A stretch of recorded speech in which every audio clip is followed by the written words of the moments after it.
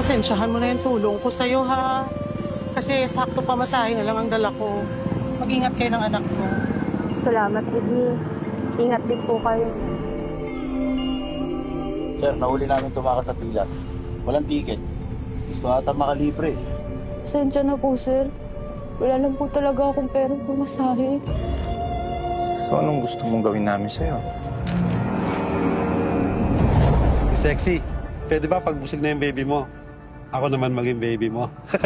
Ano yan? Gugulo ba kayo?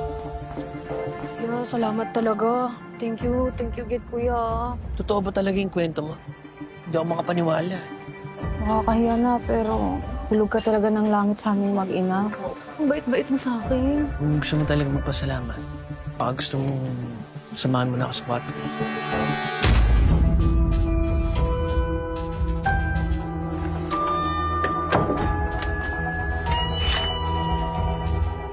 Huwag ka matatakot sa akin, ha? Mabait ako. Ligo ka na. Maang-maangang ka pa diyang di ka maligo. Wala naman talaga nagmamahal sa akin eh. Ano ba yan? Arausan niyo lang ako. Marunong ka daw magmasahe. Magmamasahe ka ba? Opo.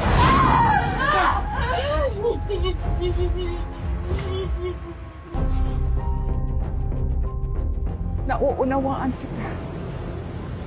Basta ipangako mo. Babalikan mo ang anak mo. Ipangako mo.